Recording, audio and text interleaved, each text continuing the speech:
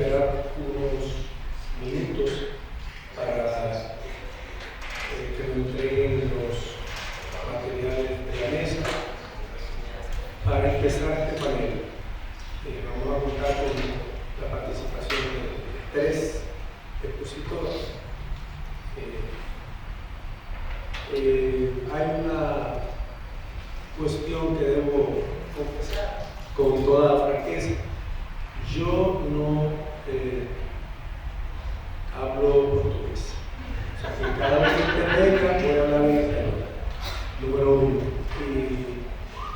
Y lo otro, tampoco soy experto en estos temas. No ajeno, pero no soy experto. Estoy aquí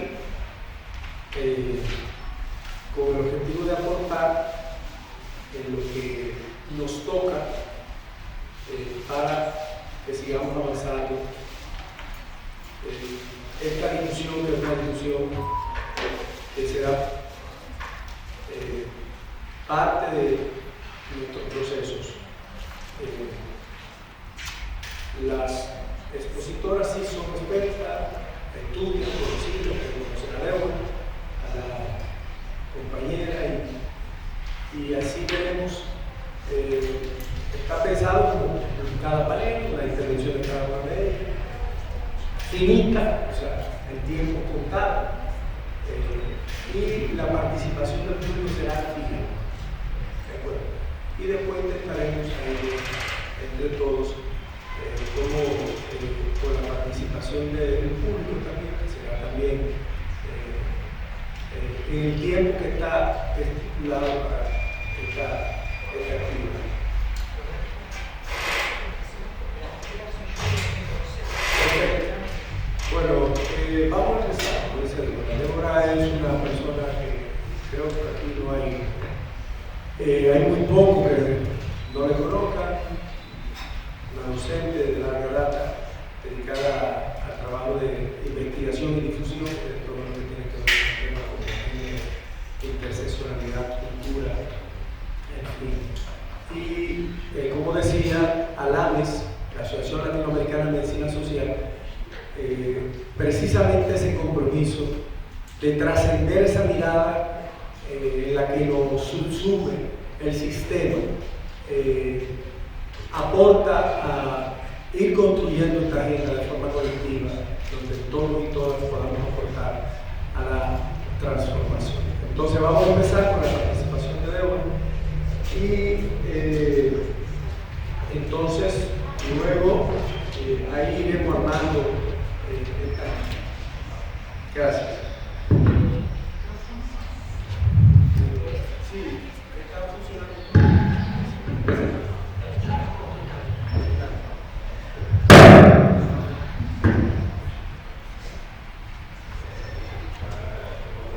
Bueno, buenos días. Voy a hablar en español también. Puedo contestar en portugués si me preguntan, puedo después traer, pero voy a hablar en idioma. Soy Débora Tajer, soy psicóloga, psicoanalista, sanitarista, profesora de la Universidad de Buenos Aires y miembro de larga data de ALAMES. Fui coordinadora general de la asociación en el año 2001-2002 y cofundadora de su red de género. Y tengo el placer de estar con Latino, a quien conozco hace muchos años, a quien quiero, a quien valoro, con lo cual para mí es un lujo y una satisfacción estar con ella aquí compartiendo este espacio. De un tema que nos convoca, que venimos trabajando hace muchos años, pero que ahora le estamos dando una vuelta desde la mirada de la interseccionalidad. Y en esto tomo algo que dice Mara Viveros, una colega de Colombia, que dice que trabaja el tema de interseccionalidad, es un nombre que le ponemos a cosas que venimos haciendo hace mucho tiempo, pero que le estamos dando otra vuelta. Bueno, preparé una presentación escrita para organizar un poco mejor las ideas, pero bueno. ALAMES tiene una larga tradición y fortaleza histórica de la determinación por clase y los desgastes en el proceso de trabajo ligados al modo de producción capitalista y su impacto en los procesos de salud, enfermedad, cuidado. Esta es la historia de la mesa. Desde casi sus comienzos tomó el tema mujer, que luego se convirtió en agenda de género y comenzó un camino en la articulación de determinaciones. Está llegando el momento de incorporar la raza, esto es más reciente, lo cual es imposible que no suceda en este entorno. Brasil lo está haciendo hace tiempo y se ha visto en los trabajos libres y algún panel, por ejemplo el panel de interseccionalidad de ayer trabajó la temática de raza en la determinación del proceso salud-enfermedad. Atención. De este modo viene llegando a lo que hoy se conoce como un enfoque interseccional, que como les decía, es en realidad una forma de mirar que es muy interesante, que permite articular cosas que venimos haciendo, que es la multiplicidad de determinaciones, de desigualación, y ahora yo les voy a proponer otra mirada también, ¿no? Además de la desigualación, voy a proponer también trabajarla desde la perspectiva de la construcción de hegemonía. Tengan paciencia y se lo voy a presentar. El concepto de interseccionalidad viene del norte global. Es un concepto que viene de Estados Unidos, pero proviene de los sures que el norte también tiene. Del mismo modo que nuestro sur global tiene nortes en su interior y también aspirantes a ser cola de león del proyecto del norte global, como son las ultraderechas fascistas. El concepto de interseccionalidad fue acuñado por un grupo ligado a la jurista negra y feminista norteamericana Kimberlé Crenshaw, para dar cuenta de la injusticia jurídica a la que se ven sometidas las mujeres negras en Estados Unidos por su doble condición, no reductible al género solamente ni a la raza, sino a la articulación de ambos desigualadores en un contexto racista y misógino. Por lo cual, pues, y esto yo digo que es igual que nos pasa con Judith Butler, a quienes trabajamos en perspectiva de género, ¿no? Viene desde el norte y nos hace poder hablar con lo que ya trabajamos en el sur. Como decía, en interseccionalidad ha trabajado Mara Viveros desde antes, incluso o al mismo tiempo que Kimberlé Crenshaw, y aquí en Brasil también, ¿no? Hay algunas autoras, yo solamente voy a nombrar a Lelia González y tantas otras que hicieron sus aportes y que están siendo retomadas en este momento. Con lo cual, también en el progresismo somos coloniales. Después no nos libramos de eso, lo cual también es una interseccionalidad para analizar. ¿Qué es lo que hace que un análisis sea interseccional? Es la adopción de una forma de pensar el problema de la igualdad y la diferencia y la relación con el poder. O sea, es una manera de mirar, una manera de pensar. Esta concepción, concebir las categorías no como distintas, sino como siempre permeadas por otras categorías, pero de manera flotante y cambiante, siempre en proceso de creación ligado a dinámicas del poder. Y esto conlleva también a no pensar los ejes de poder como categorías estancas. Son posicionales, son situadas, son relacionales, son dinámicas. Usando la categoría de poder desde una perspectiva relacional y situada, porque los desigualadores y dadores de poder son relacionales y situacionales.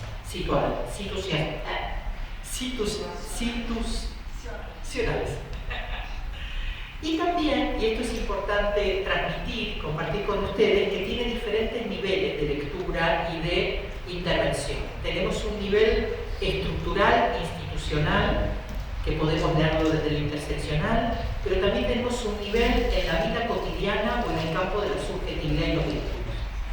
Y los estudios interseccionales se dividen entre quienes trabajan más lo estructural y quienes trabajan más lo identitario, lo subjetivo, etc. Es lo micro y lo macro. Mi trabajo en particular, yo vengo trabajando hace unos años este enfoque, vengo desde el género, vengo desde el feminismo y entré desde ahí a lo interseccional es en el campo de la subjetividad porque vengo del campo de la salud mental. Entonces, creo que es un buen enfoque para ver e identificar las coordenadas de cada persona en relación a los ejes dadores de hegemonía, y hay poco, y los ejes generadores de desigualdad, ¿no? Tanto en términos de condiciones de vida como de producción del psiquismo y sus articulaciones, ¿no? O sea, cómo pensamos, cómo sentimos en relación con los dadores de poder y los dadores de hegemonía. Cómo nos hemos constituido. Esto implica ver las categorías interseccionales no solamente en su aspecto de articulación de desigualaciones, sino también de dador de poder. Entonces, en algunas personas esto hay una multiplicación de los ejes desigualadores y en otras se articulan algunos ejes de desigualación y otros de hegemonía. Voy a explicarlo con dos ejemplos, cómo esto actúa. Uno es un ejemplo típico de Crenshaw, que ella misma lo da cuando trabaja violencia de género. Dice que al trabajar con mujeres víctimas de violencia, negras y pobres en Estados Unidos, eso siempre implica trabajar no solamente con la violencia, sino trabajar con la vivienda, trabajar con lo económico. O sea, los dispositivos tienen que estar trabajando con un kit más grande que el grupo de mutua ayuda o la intervención jurídica que sigue. Ya de por sí, ¿no? Porque uno de los problemas es trabajar en violencia de género con dispositivos creados con otra población que tiene otro tipo de necesidades. Esto sería el eje de la articulación. Acá también en el Congreso me tocó ser coordinadora de un trabajo que mostró cómo la violencia obstétrica impacta más a mujeres racizadas, y ahora voy a explicar la diferencia entre racizado y racializado, ¿no? Ella lo llamó racismo obstétrico y mostró con indicadores claros cómo había negligencia, cómo las atendieron peor, cómo las mandaron a la casa, y lo llama racismo obstétrico. ¿Cuál es la diferencia entre racizado y racializado? Racializados somos todos. Todos portamos alguna racialización. Racizadas son las personas que tienen desigualdad por la aportación de raza. Esa es una diferencia.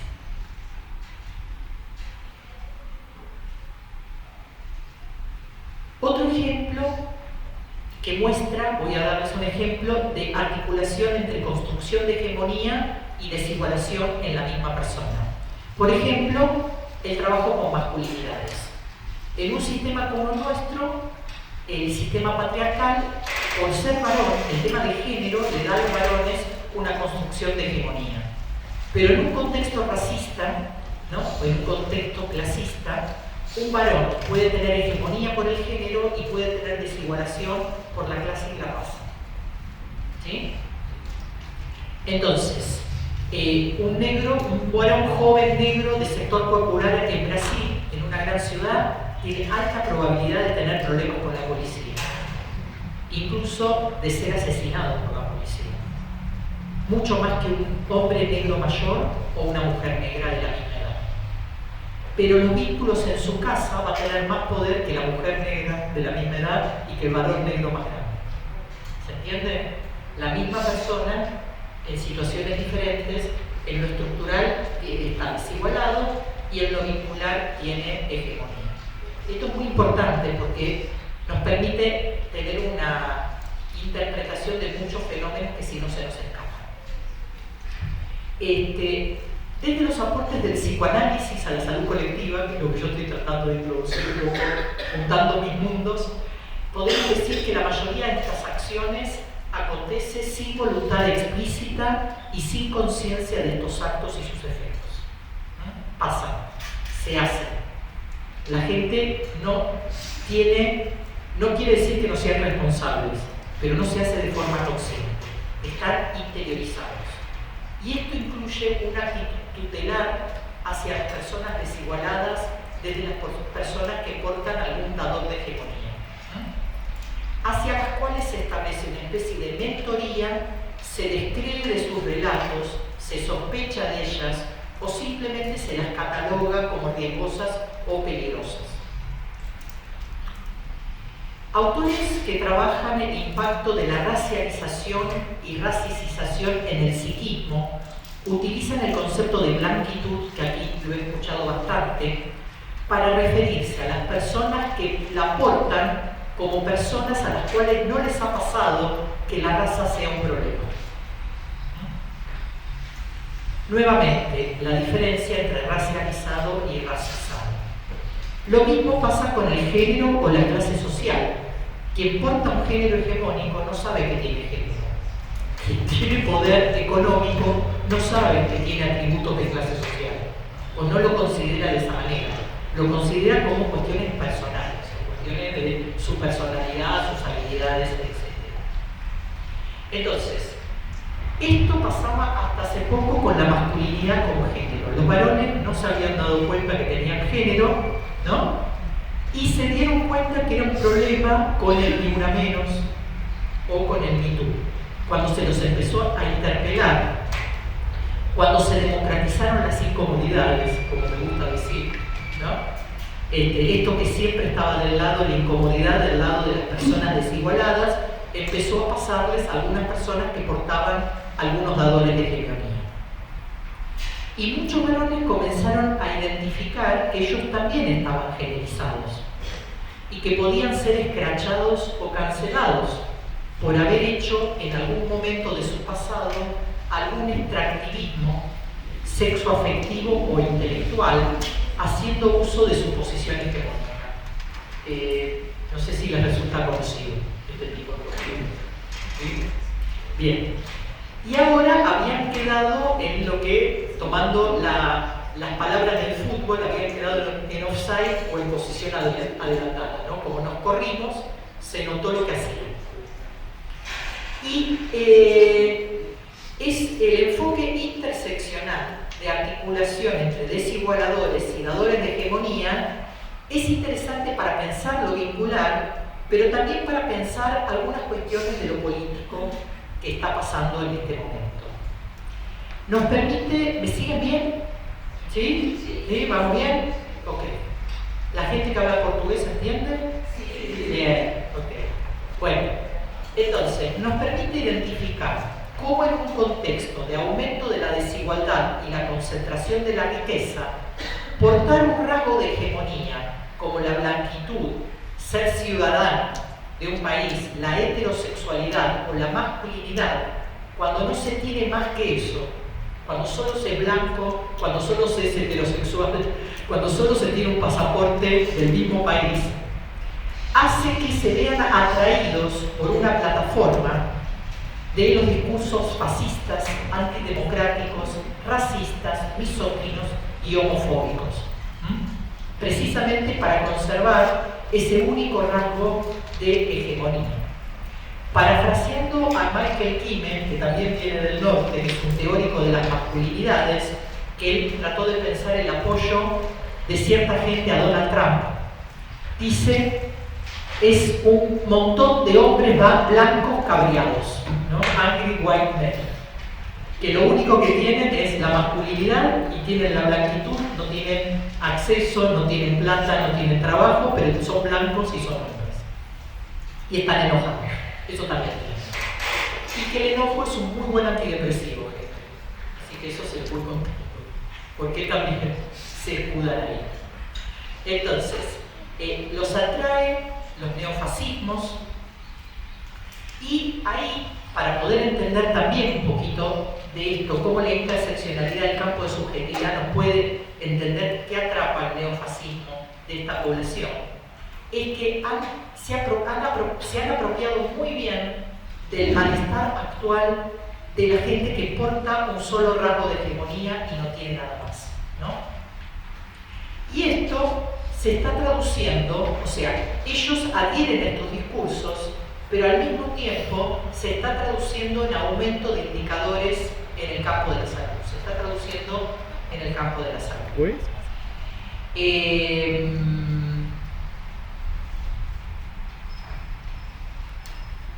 ¿Cómo estoy de tiempo? Para ver si me meto en esto.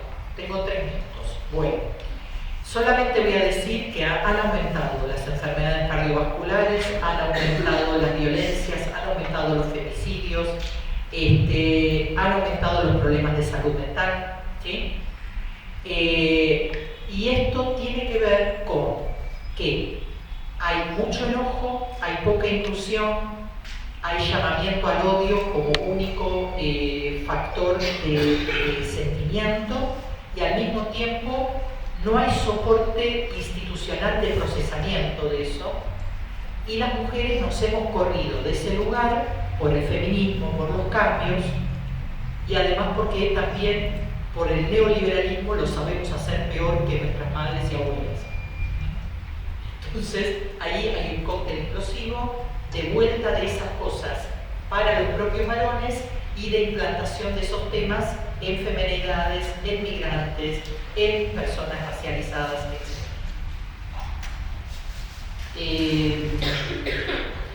Y esta violencia se da bajo el formato del emprendedurismo, ¿no? Ya no es como era en otro momento.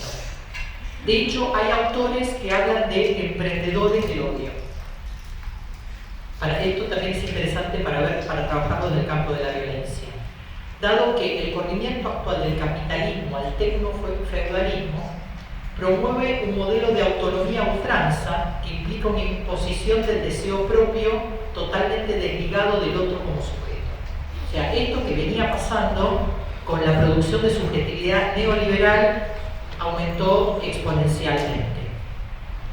Y entonces, en ese sentido, propongo la necesidad de establecer un enfoque interseccional para tener nuevas estrategias frente al malestar de esas masculinidades, las que se hacen a sí mismos y las que hacen. ¿Por qué? Porque no nos hemos ocupado de esa población y es la población a la cual le hablan las ultraderechas. Entonces, probablemente, caído la heteronormatividad, puede ser que no los elijamos como compañeros sexoafectivos, pero son nuestros hermanos, son nuestros vecinos, son nuestros jefes y votan. Entonces, digo, hay que ocuparse de ellos. Entonces, sí. Fantástico. Y entonces, y además, porque este modelo que los atrae se les va a volver en contra. Porque un modelo global que apunta a la guerra, como está pasando, la desigualdad y la concentración de la riqueza, los necesita a estos pibitos que se ilusionan con esto para que sean los soldaditos para poner el cuerpo, para defender los intereses de los ultrarricos. Entonces, ponerle pensamiento a una salida solidaria y fortalecedora del lazo social al malestar de los varones jóvenes es muy importante para develar los hilos de apropiación fascista de este malestar.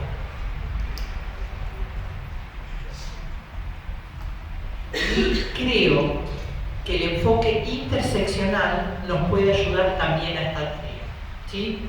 Pero para que esto sea posible, necesitamos despatriarcalizar nuestras organizaciones, también a Alames. Hay que despatriarcalizar a Alames, para que la blanquitud de algunos, la masculinidad de otros, los cis de otros y la clase hegemónica que hay en algunos de aquí no se utilice para el dominio y el extractivismo de estas diferencias desigualadas, sino para que asumamos desde el colectivo lo político, lo fraternal, lo sororo, sin paternalismo, sin extractivismo, sin idealización ni pago de peajes. Muchas gracias.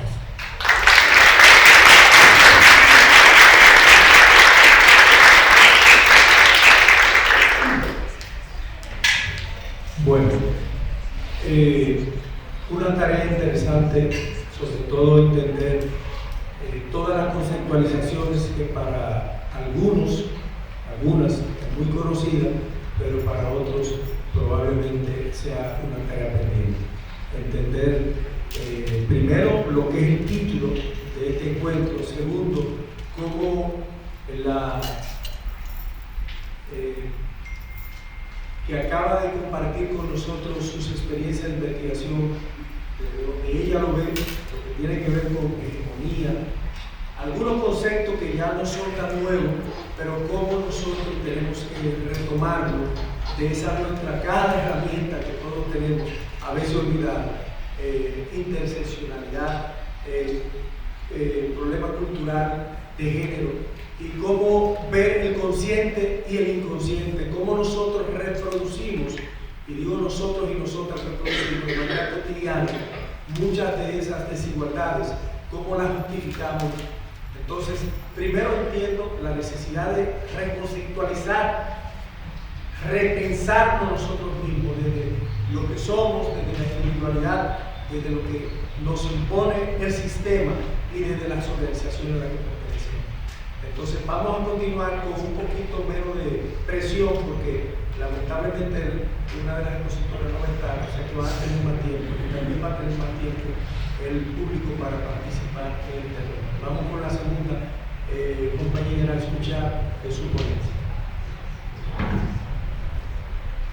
Bom, queria, em primeiro lugar, agradecer o convite para integrar essa mesa e me apresentar.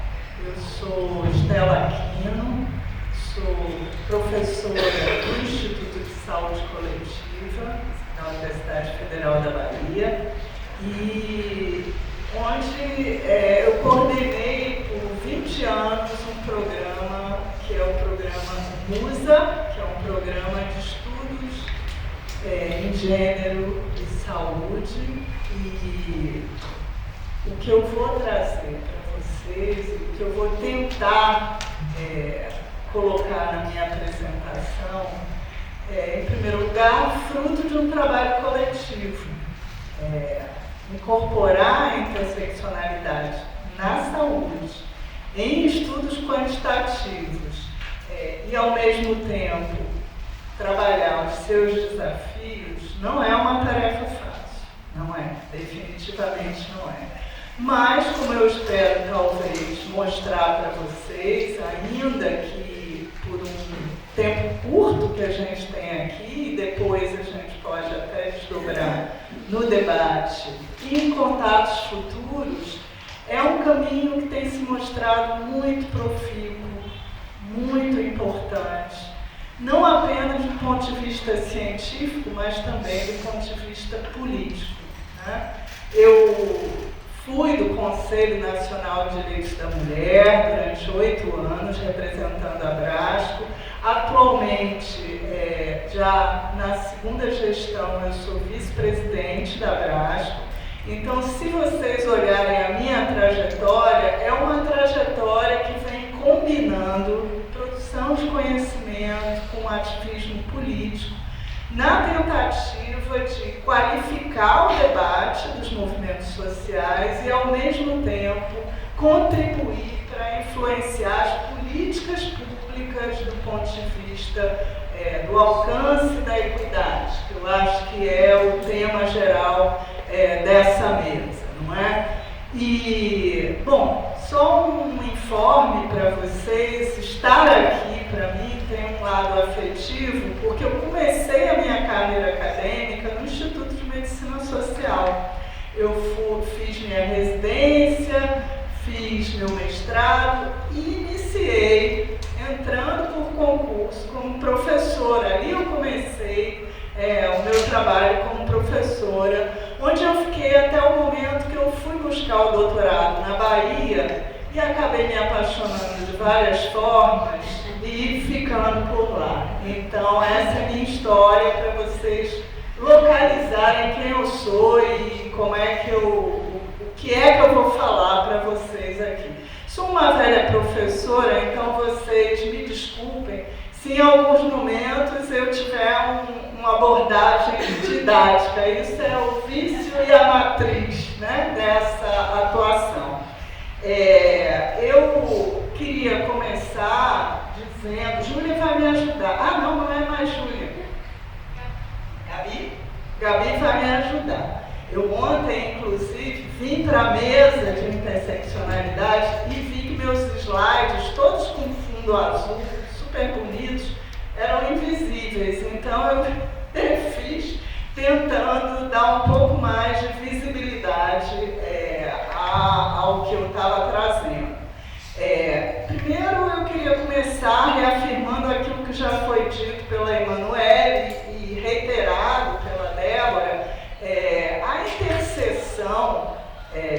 categorias sociais de opressão, ela não é um tema exatamente novo, não é? Ela tem uma história e, do ponto de vista da construção, do desenvolvimento do termo interseccionalidade, ela tem suas origens no questionamento das feministas negras sobre a universalidade dessa categoria mulher. As feministas negras tiveram um papel preponderante, mas outros segmentos do movimento, como as mulheres lésbicas, o trabalho de antropólogas, vinha questionando isso. Então, esse questionamento ele acaba influenciando na mudança de paradigmas e a influência do feminismo negro, ela é uma influência marcante que hoje ultrapassa mesmo tudo que se produz. Aqui nessa mesa nós temos 2 e teríamos 3 mulheres brancas, mas isso já ultrapassou, e a luta antirracismo, ela é uma luta de todas as pessoas que têm compromisso com a justiça social.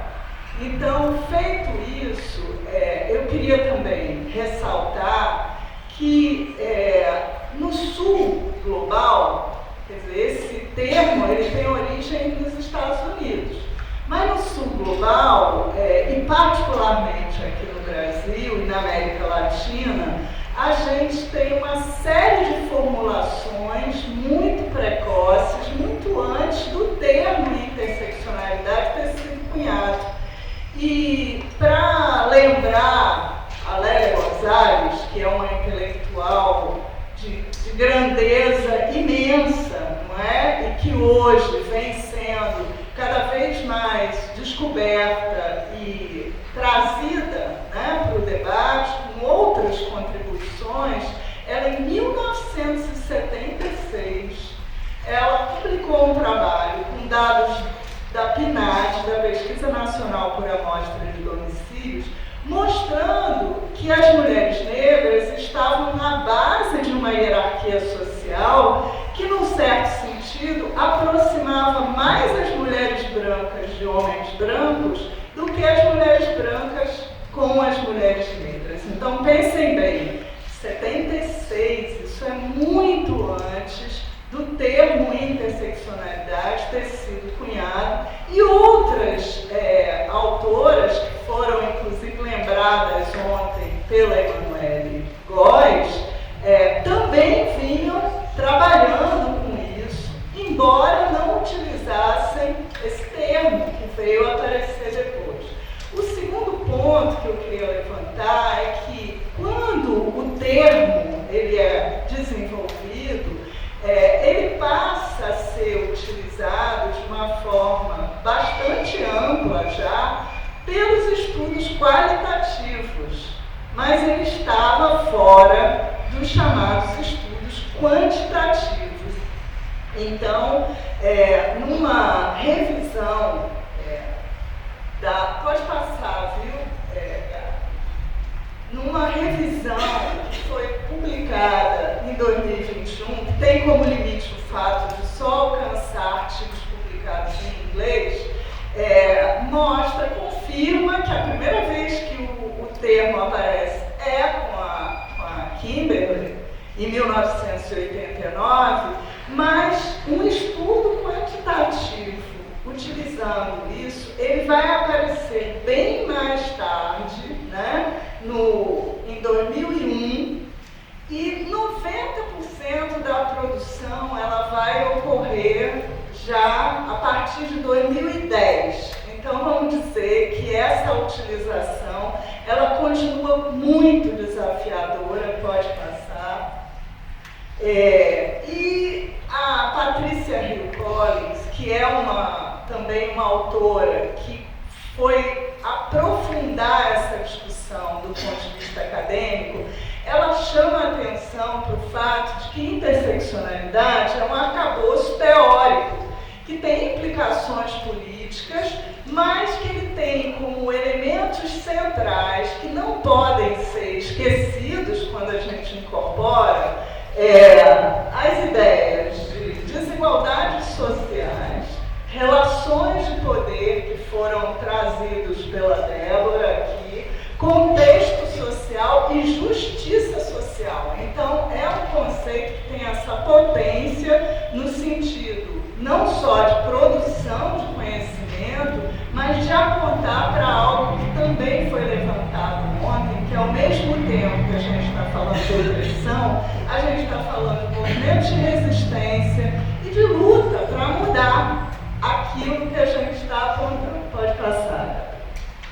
Bom, como é que a gente incorpora isso no campo da saúde, né? Na saúde, ele tem sido uma ferramenta analítica muito potente para dois aspectos fundamentais. Um primeiro, que é revelar os efeitos sobre a saúde das desigualdades sociais. Quer dizer, os estudos que nós estamos desenvolvendo, a gente não está buscando fazer uma análise sociológica ou, enfim, de outra disciplina sobre a interseccionalidade, mas a gente está trazendo isso para pensar como é que as desigualdades sociais afetam a saúde, né? E, por outro lado, ele é muito potente também para algo que ainda é muito pouco explorado, que é avaliar o impacto das políticas e dos programas sociais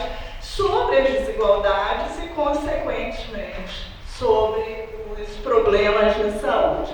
Então, as análises interseccionais, elas têm uma capacidade de revelar e de identificar grupos vulnerabilizados, não é?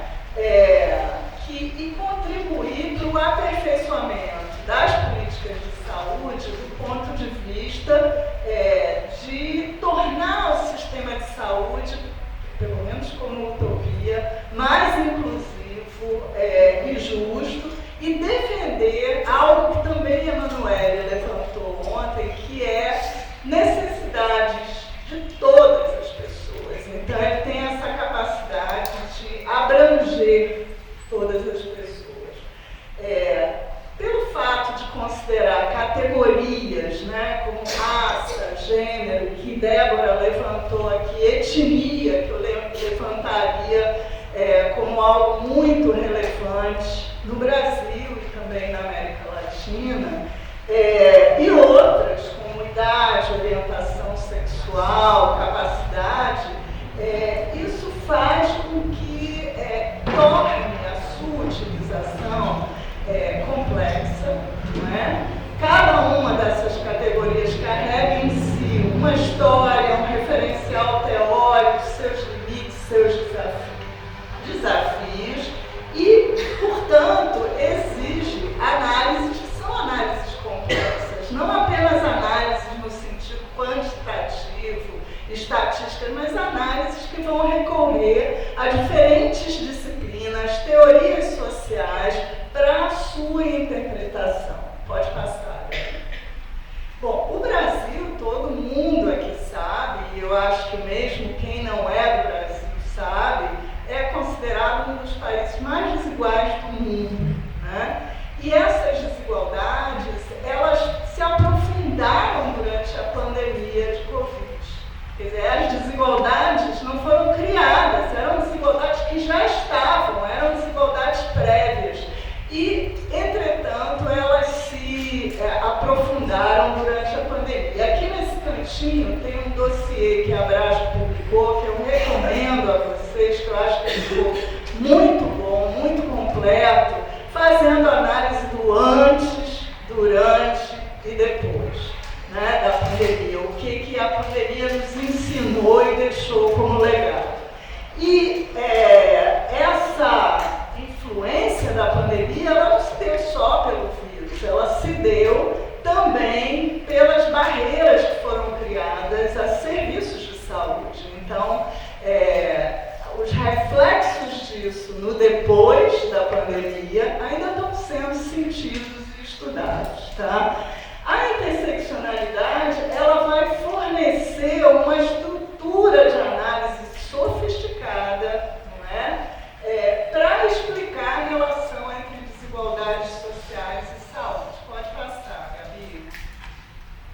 Então, só muito rapidamente, aquele artigo que eu falei da revisão sistemática é um artigo interessante porque ele vai mostrar as características do que está sendo produzido e publicado. E o que a gente vê é que, embora os artigos eles provenham de diferentes disciplinas, como Débora tinha levantado, 40% deles são relacionados à saúde.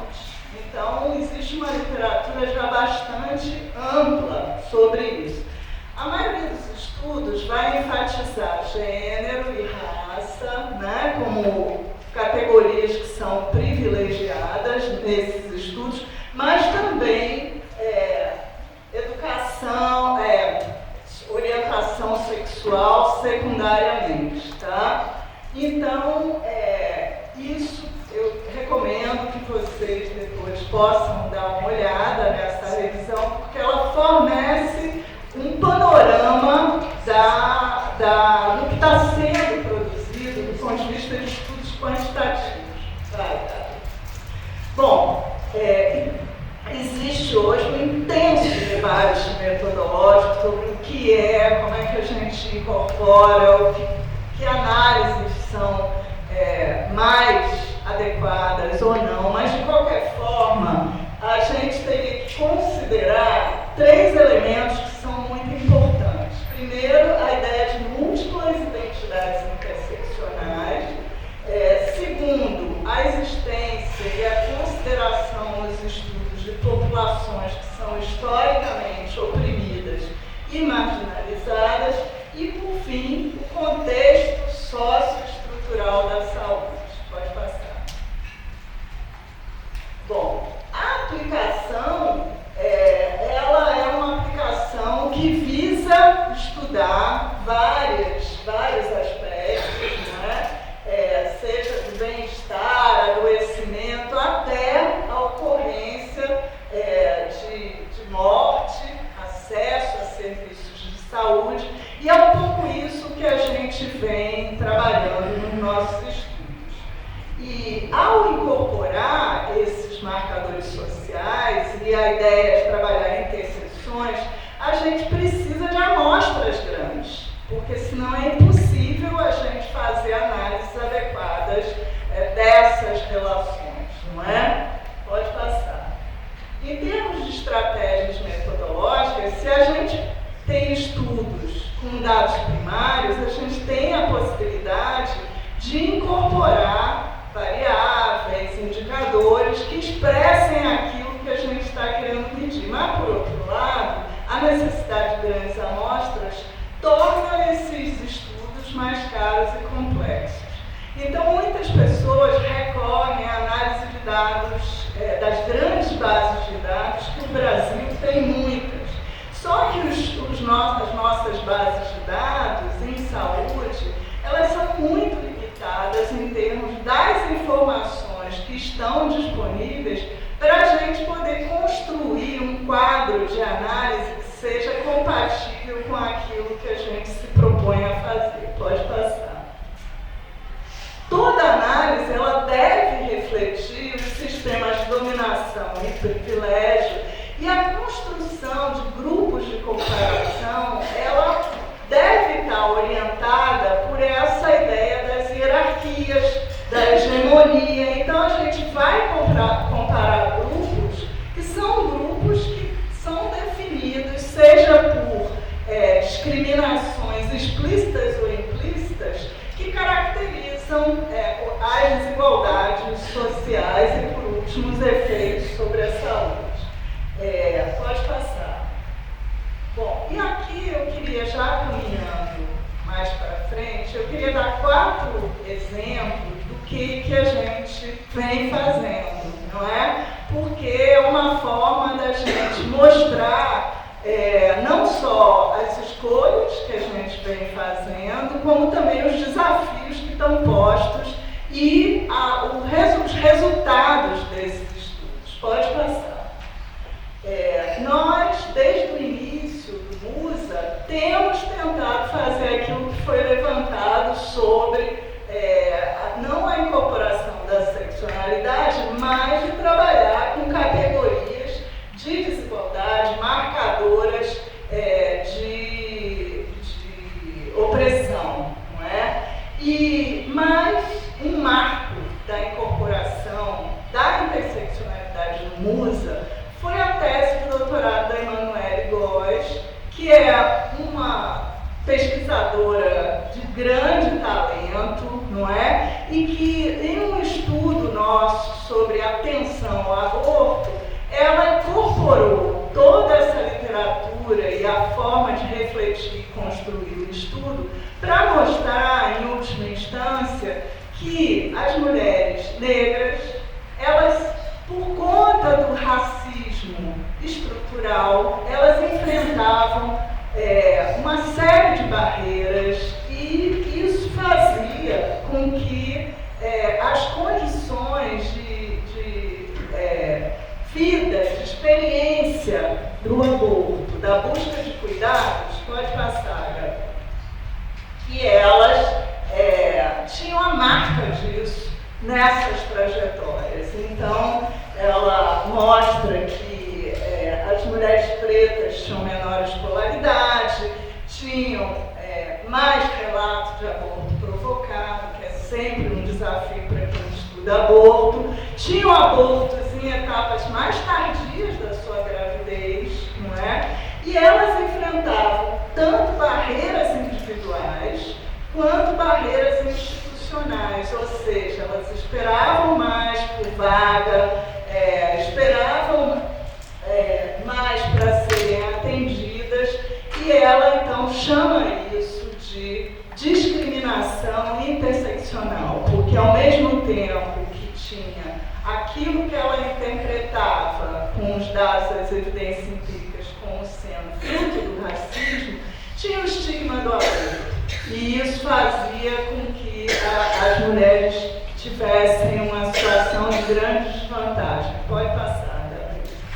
O segundo aspecto, o segundo exemplo que eu quero dar para vocês é fruto de uma parceria no SIDAX. Emanuele é pós-doc no SIDAX e, ao mesmo tempo, é integrante do MUSA, não é? Que é esse programa que eu falei para vocês.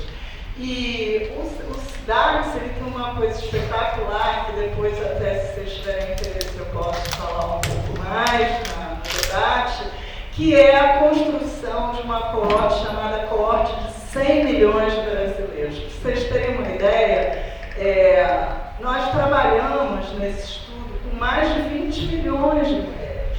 Então, isso para um epidemiologista é a glória, entendeu? Porque é a possibilidade, por exemplo, da gente incluir as mulheres indígenas, da gente construir categorias que eram categorias complexas de mensuração das chamadas desigualdades. E, ao mesmo tempo, de trabalhar com um conceito ampliado de saúde, para além de uma visão da saúde e seu enfrentamento em termos de políticas setoriais. Tá? Vocês vão ver por quê. Então, nós publicamos esse artigo a partir da ideia, né, de que as desigualdades sociais e raciais, elas podem contribuir para um retardo na atenção, e isso é uma coisa que está bastante presente nos nossos estudos, para estudar como é que as desigualdades elas se traduziam em termos de um maior risco de morrer por câncer de mama e escola do útero, que são problemas de saúde, em geral, estudados com uma perspectiva muito clínica, não é? E a gente, então, fez esse estudo. Pode passar. Aqui não vai dar para vocês verem, mas se vocês visitarem o artigo, vocês vão ter a oportunidade de ver. Do lado esquerdo, nós estratificamos os resultados. Primeiro, nós mostramos que as mulheres indígenas eram as que estavam em maior desvantagem. E só para vocês terem uma ideia, quando a gente começou a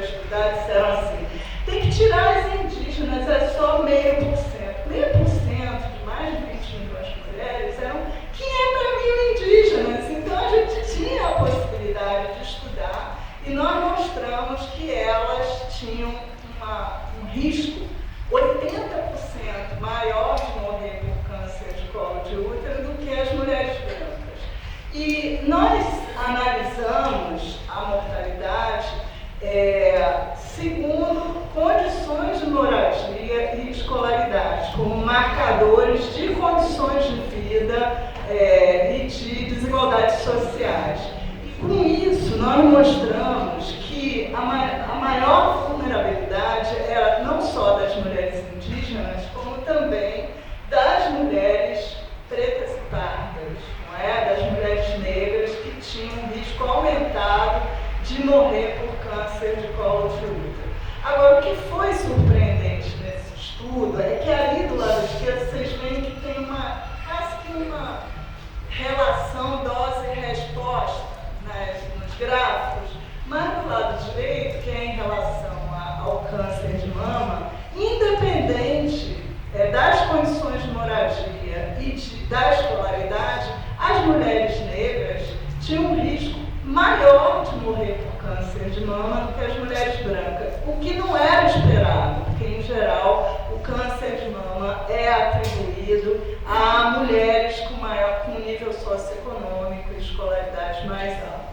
Então, nossos resultados eles ficaram muito impressionantes no sentido do que a gente estava mostrando ao trabalhar com as desigualdades raciais. Pode passar, Gabi. Uma outra abordagem, rapidamente também falando, foi usando um indicador, que é um indicador de segregação residencial. Ele é uma medida de desigualdade espacial. E aí, com esse indicador, a gente mostrou algumas coisas bem interessantes. Primeiro, que as mulheres residentes em municípios altamente segregados tiveram um risco de morrer por câncer de mama, que era 20% das mulheres que não moravam em municípios segregados. Quanto maior o nível de segregação, maior o risco de mortalidade por essa neoplasia, num fenômeno que a gente costuma chamar de dose e resposta. Quer dizer, aumenta a segregação, aumenta o risco de morrer. Provavelmente pelo fato de que essas mulheres em municípios segregados, elas estavam com menor acesso a serviços de saúde, com mais dificuldade de receberem o diagnóstico e tratamento oportuno. E um segundo achado desse estudo, que foi muito legal, foi ver que o programa Bolsa Família, que as beneficiárias do programa Bolsa Família, tinham menor mortalidade do que aquelas que não eram beneficiárias, mostrando aí uma coisa muito potente, que não é um destino morrer de câncer de colo. As políticas sociais, elas podem interferir e modificar e mitigar mesmo o efeito da segregação residencial, que é um fenômeno que é uma marca no Brasil das desigualdades espaciais. Pode ir. Esse é o último exemplo, que eu também acho muito legal, que também está publicado, aí já voltado para a avaliação do impacto do programa Bolsa Família na mortalidade materna. A mortalidade materna no Brasil, ela tem resistido ao longo do tempo, e a gente teve uma queda impressionante da mortalidade infantil, mas a mortalidade materna continua nos desafiando. E o que esse estudo mostra é que uma duração maior do benefício, ela foi associada a uma redução maior da mortalidade materna. Não só o fato de receber ou não receber, que era a pergunta inicial, não é? E que o recebimento do Bolsa Família estava associado ao aumento no número de consultas pré-natais, ao intervalo entre os partos. Então, esse programa social, ele tem um impacto e é uma forma não a desejável, não é? Mas é o que a gente dispõe de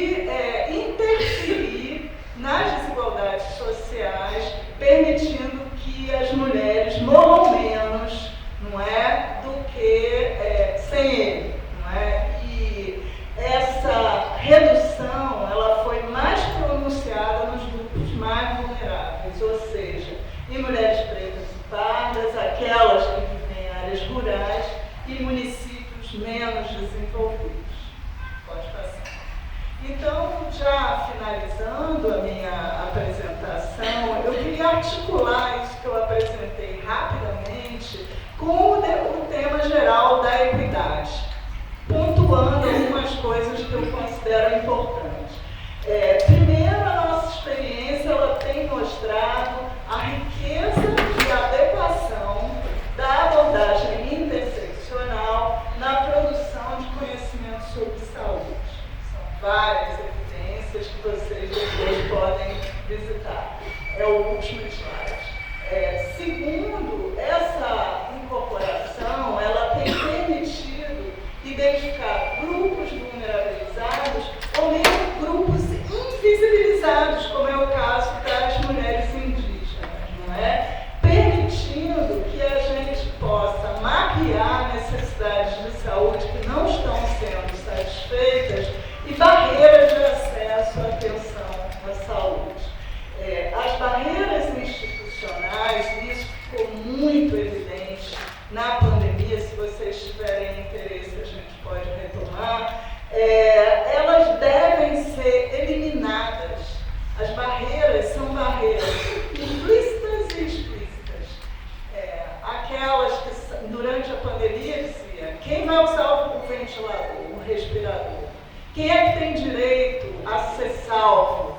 Quem é que merece ser salvo? Então, mecanismos de capacitismo, etarismo imperaram durante a pandemia e isso a gente tem que enfrentar. Já estou acabando. E, por último, a gente acha importante ressaltar, recuperando algo que a Nancy Fraser já defendeu, que a abordagem de problemas de saúde na relação com as desigualdades sociais, ela não se resolve só do ponto de vista setorial. A gente precisa de políticas redistributivas, como é o caso do Bolsa Família, mas também políticas de reconhecimento que estão relacionadas ao sexismo, ao classismo, todos os mecanismos que devem constituir uma prioridade nos serviços de saúde e nas políticas de saúde. Então é isso que eu tinha para apresentar a vocês e eu me coloco à disposição para a gente debater.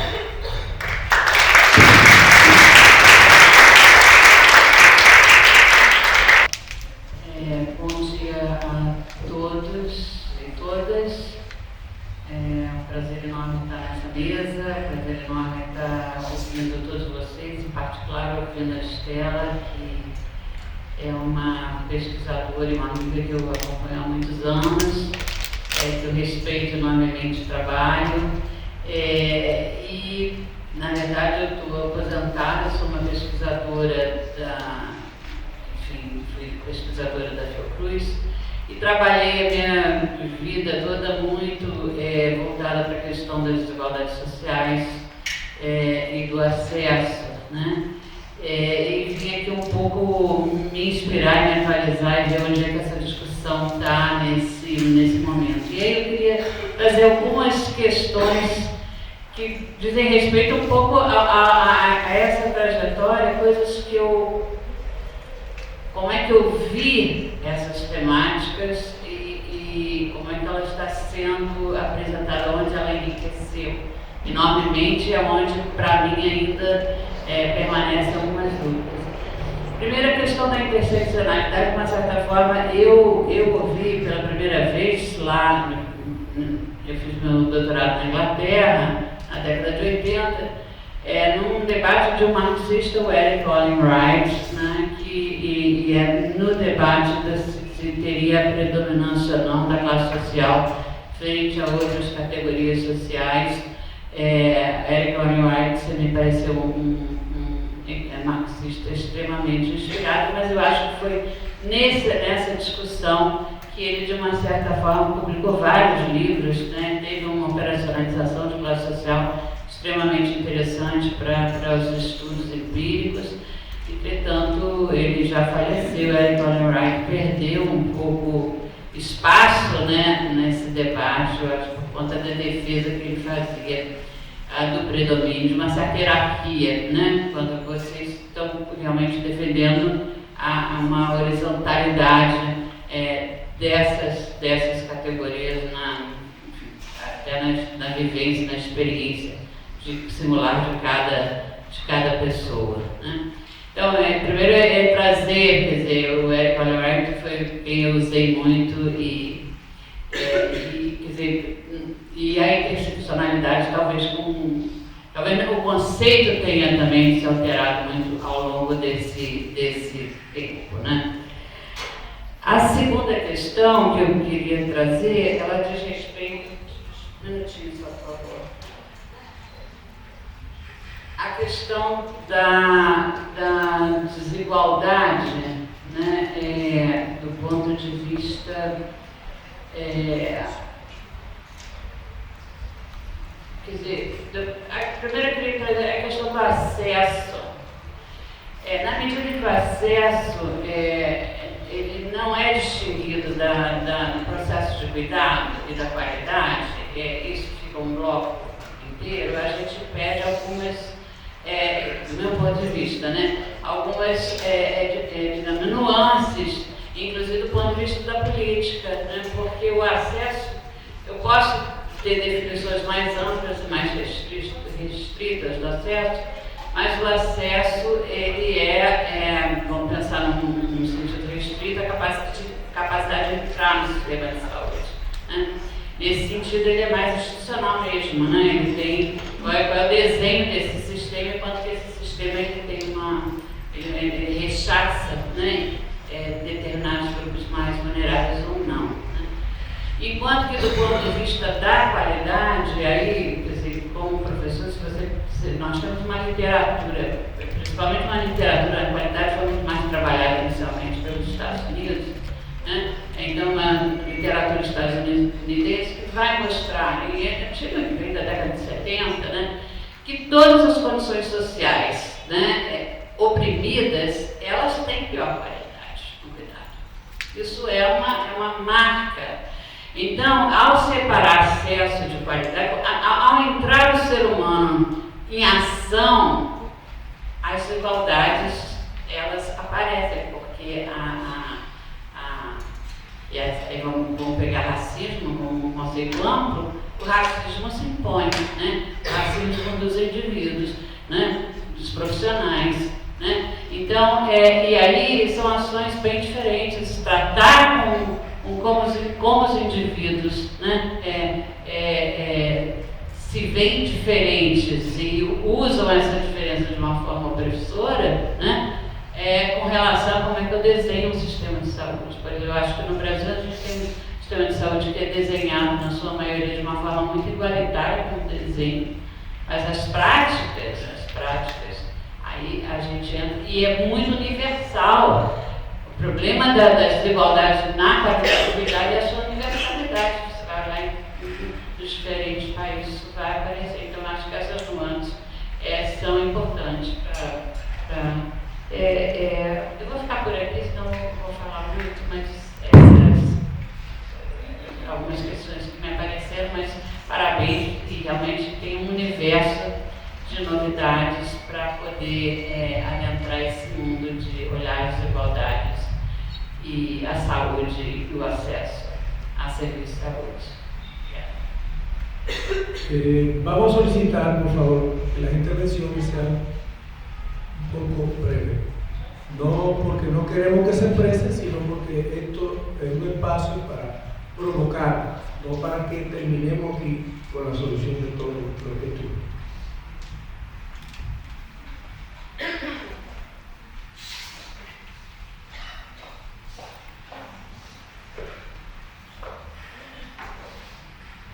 Oi, bom dia. Sou Maria Luísa, eu sou mestranda em nutrição e saúde na UFMG e eu trabalho com população em situação de rua, que como a professora Estela até mostrou, quando a gente fala da questão da classe social, ainda está tem menos pesquisas, inclusive quantitativas. Eu gosto muito de metodologia E aí eu queria te perguntar sobre as questões dos métodos mistos, porque eu acho que é uma saída muito boa. Eu vejo muito pelo arcabouço teórico da vulnerabilidade, né? Quando eu vou analisar algumas coisas, eu analiso acesso aos serviços de saúde, questão da nutrição deles. E uma coisa que a gente quase todas as nossas pesquisas se transformam em métodos mistos. Porque, como a senhora falou, por exemplo, não adianta eu pegar um Vigitel, uma BNS e encaixar neles, porque não responde a eles. E aí, eu acho que transformar isso de forma quantitativa, como a senhora quis abordar hoje, eu gostei muito disso, eu acho que métodos mistos é uma inovação, né, que está chegando na pesquisa, é algo que está sendo mais falado, misturar as metodologias para a gente conseguir falar de temas com profundidade, como a gente está trabalhando hoje aqui. Então, assim, eu queria saber um pouco mais sobre a sua visão da questão dos métodos mistos e como isso pode ajudar nas nossas discussões, né? Obrigada. Você, Maria? Isso.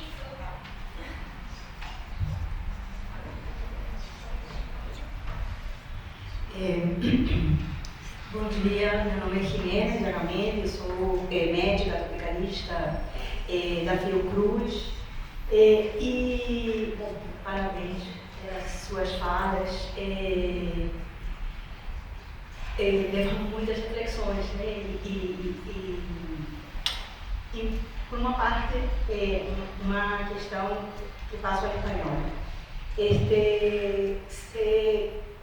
La categoría raza y etnia tiene un componente genético importante que yo acho que también pasa para complementar un aspecto ahí. Raza y etnia tiene un componente genético y por veces cuando se utiliza raza y etnia pienso que el componente cultural es mucho más importante. Pero al mismo tiempo se queda un poco de lado, porque hay un componente cultural que se refiere a las prácticas de cuidado, a las prácticas religiosas, a las prácticas de alimentación. Son tantas prácticas que mueven la cultura de las personas que me parece que se queda perdiendo. Entonces, ¿cómo usted ve que podemos incorporar ese raza, etnia, la cultura, okay, das personas? E pegando então um gancho dos componentes biológicos, né? E agora que o Ministério da Saúde tem em nível nacional o projeto Genoma SUS, que pretende fazer o sequenciamento genômico total de mais de 300 mil brasileiros.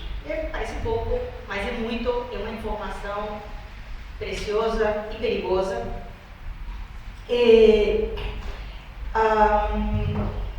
E sabendo, né, por exemplo, o resultado das mulheres negras não ter esse efeito dose e resposta esperada, na verdade, o câncer de mama tem um componente genético importantíssimo, né? O BRCA é um marcador, é um biomarcador. Então, como incorporar os biomarcadores para essas análises? E também, outro aspecto, pegando o gancho da cultura, né, e acho que tem a ver também com o aspecto da segregação residencial, a contaminação do solo, o uso de agrotóxicos, que produz câncer, glifosfato, glifosfonato, e anda um monte de nomes esquisitos que estão nos produtos que são consumidos, especialmente nos ultraprocessados, que dos ultraprocessados somente falamos no alto teor de açúcar e de gorduras, mas a gente sabe que tem um altíssimo teor de agrotóxicos, diversos níveis, e o efeito câncer. Então, como também, né, eu acho que a alimentação, né, o acesso, a gente sabe que o acesso das pessoas com o uso de Bolsa Família também para a alimentação é importante, um importante elemento nessas análises, se foram feitas ou como incorporadas. Obrigada.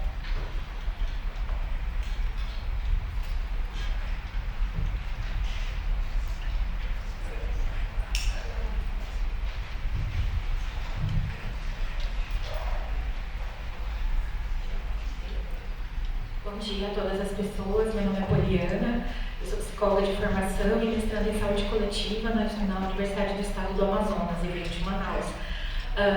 Pensando um pouquinho, né, essa construção, né, também do pensamento interseccional, né, que embora historicamente ainda, né, considerando o nosso contexto, né, hegemônico, vê-se como uma metodologia, mas a gente pensa que isso está além de uma ferramenta analítica, né, é um posicionamento, é uma postura, como vocês colocaram.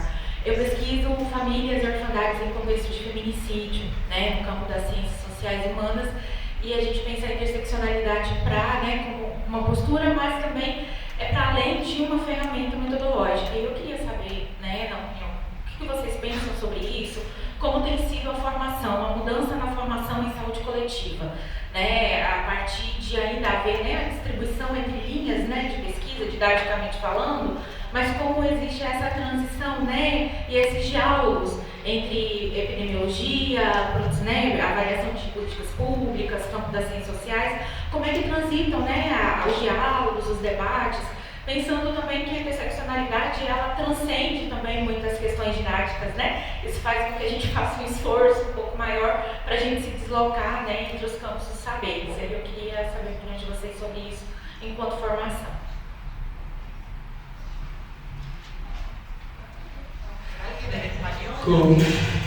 Con ella cerramos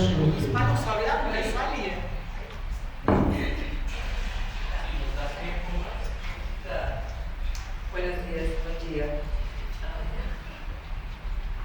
Interseccionalidade, e aí vou falar em português para dialogar com brasileiros, tem sido usado, desculpa, eu sou professora, sou Fátima Sereniato Ribeiro, eu sou professora dessa universidade, pesquiso e coordeno a rede de saúde e trabalho de Alames, sou sebiana, enfim, então esse é o espaço que eu estou. E aqui no Rio de Janeiro eu participo do Conselho de Saúde, né, que é o Conselho de Saúde, que é um conselho do SUS. E pela discussão de saúde do trabalhador no Conselho, nós temos adotado a necessidade de abordagens e de grupos interseccionais, que incorpora a discussão, uma parte dela, e coloca na prática a necessidade de que estejamos fora dos nossos limites específicos, comissão de tuberculose, comissão de saúde do trabalhador, uma comissão que diga que o movimento de luta racial, etc., tem que incorporar, por exemplo, trabalho, porque senão todo mundo trabalha e tem vulnerabilidades diferentes. E a pergunta para você é essa: como é que você tem visto, se você tem visto, essa operacionalização, e se está correta, da discussão de interseccionalidade a partir do movimento social? E eu quero destacar o controle social que é efetivo no SUS. E para a Débora, a minha pergunta é: como a interseccionalidade tem sido apropriada na prática pelos conselhos de saúde ou por movimentos de defesa da saúde coletiva, respeitando toda a produção teórica? Eu sou desse campo, mas agora como a gente leva isso para a conquista das políticas. Se você tem visto se isso acontece. Aqui no Rio estamos tentando. E para a Débora, parabéns a todas. Débora me trouxe dúvidas. He te pido mucho, coisas increíbles que aprendi mucho. Pero la duda que te pido como brasileña es que desarrolle un poco mejor para nosotros racismo, racionalización, racionalizado, tú hablaste magníficamente, pero no comprendí exactamente esta diferencia, porque para nosotros eso no está como... No está pensado así, está pensando sobre una categoría, y qué increíble que fue la discusión de que no tenemos conciencia. La posibilidad del fascismo se tener en cuenta la necesidad de los valores jóvenes. Esto me pareció increíble. Entonces, esas dos categorías para que podamos utilizar de una forma correcta. Gracias. Voy a empezar. ¿Alguien más? Você breve. Bom dia a todas e todos. Parabenizar a Giluz, a instituição foi muito boa. Meu nome é Bianca Leandro, eu sou doutoranda do Programa de Planejamento coordenadora regional da FRJ, mas também sou funcionária da Fundação Paulo Cruz aqui no Rio de Janeiro. O que eu vou colocar é mais uma questão ampla que eu gostaria de ouvir as duas, né? Quando a gente fala desse tema, é muito bom escutar todos aqui, porque quando a gente fala deste tema, deste assunto, dessa temática, ok, vou falar com espaço desse assunto, é bom encontrar pessoas que têm um olhar, né, uma caminhada comum. Porque no cotidiano do trabalho, da produção acadêmica, muitas vezes parece que estamos remando contra a maré, quando a gente traz essa discussão da interseccionalidade, dos marcadores sociais da diferença, para além de fatores de risco, porque muitas vezes a gente aprende que raça e idade, muitas vezes não, eu acho que são fatores de risco e não olhamos eles como estruturantes para a gente pensar o processo de saúde, doença e cuidado, para além da categoria de classe, que já é mais assentada. E quando a gente olha só para a classe, a centralidade dela é tirar a luz dos demais. Isso ainda é hegemônico dentro do campo da saúde coletiva e da medicina social. E muitas vezes, quando a gente tenta fazer o que não é o hegemônico, a gente é desqualificado, o trabalho inferiorizado. Já escutei que o N, o número, não era suficiente, quando na verdade o meu foco nem era no N, era no contexto. Ou então, quando a gente produz materiais epidemiológicos diferentes e fala, isso não é epidemiológico, né? Então, como que a gente pode continuar a fazer esses enfrentamentos e esses desconfortos para além do campo que vocês colocam, né? O diálogo intersetorial é essencial, mas também dentro dos campos da saúde coletiva e da medicina social.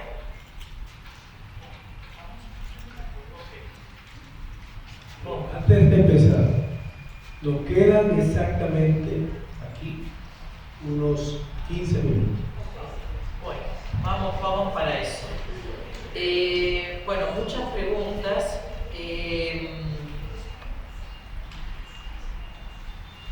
Primero les voy a contar algo. Yo a Estela la conozco desde el año 98. Y la conozco porque primero la leí y estuve muy interesada en lo que desarrollaban en el Instituto de Salud Colectiva en Bahía, porque estaba buscando la herramienta que estamos utilizando aquí, que es la epidemiología de la desigualdad. Entonces, todo lo que desarrollamos como punto de vista muy contemporáneo de las nuevas epistemologías está basada en todas las herramientas de la epidemiología de la desigualdad que ha desarrollado la medicina social y la salud colectiva. Lo ha desarrollado para algunas categorías, primero, que son las más típicas de nuestro movimiento y de nuestros espacios, que es la clase social. Acá la compañera también trajo los estudios ingleses, que también los ingleses han desarrollado mucho la clase social, tienen una larga trayectoria en eso, y los Estados Unidos han desarrollado una epidemiología de la desigualdad, no de la clase, sí de la raza y del género, muy tempranamente, ¿sí? Entonces, pero nuestro movimiento le ha puesto una mirada política, porque siempre lo que estamos hablando aquí es la articulación entre lo político y lo epistemológico y las herramientas ligadas a eso. Es una corriente de pensamiento que tiene, por suerte, muchos años con muchas herramientas para trabajar esto. Lo que estamos introduciendo nosotras ahora es una nueva vuelta sobre algo, tomando esas herramientas, pero trayendo nuevas complejidades, que como la colega colocó, cada una de ellas tiene su propio debate, ¿no?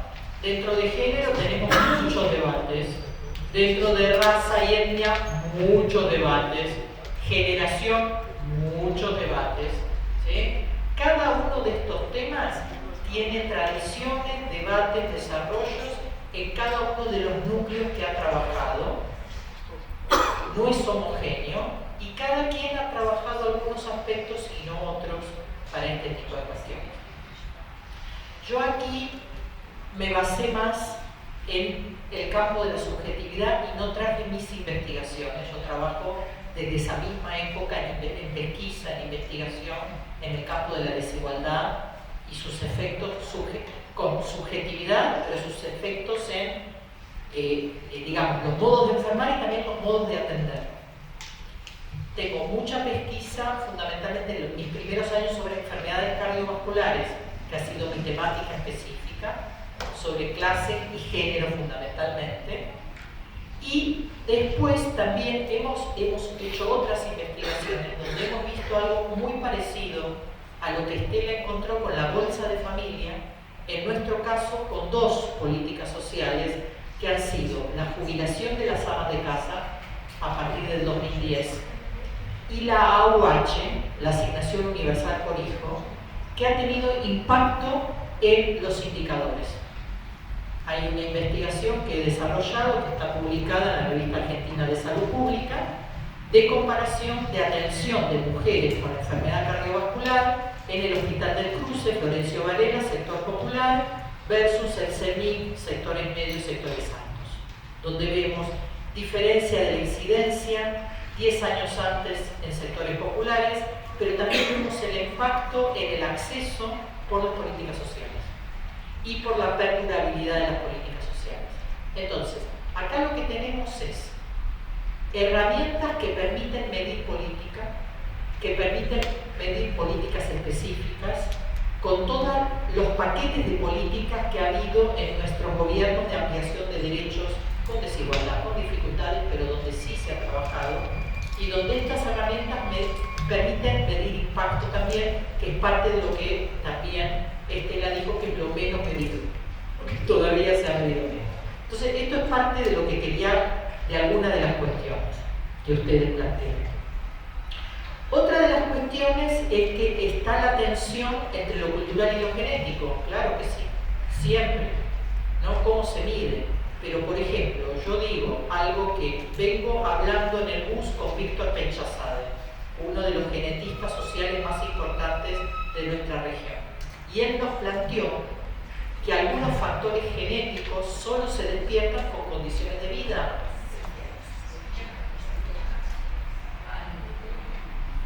Entonces, esto que habló de la mayor riesgo de las mujeres blancas, de, por ejemplo, cáncer de seno, que es lo que habíamos visto, no es solamente por el BRCA, porque está habiendo un aumento, por ejemplo, en Argentina y en Uruguay, donde tenemos indicadores altísimos y donde la mayoría no tiene BRCA, sino que tiene que ver con alimentación, con condiciones de vida y con los problemas de la vida capitalista de la gente que tiene plata. Y si lo medimos, yo creo que encontraríamos triple carga de trabajo, que no está estudiado. Y esto, les cuento que es algo que lo empezamos a estudiar para otro tema. Porque una de las investigaciones que hice recientemente, y ahí tiene que ver con utilización de técnicas mixtas, y ahora voy a explicar cómo, fue algo que vimos. Hubo más COVID largo, long COVID, en trabajadoras de la salud que en trabajadores de la salud. Y lo que empezamos a estudiar es la carga de cuidados, porque había más en enfermeras que en médicas.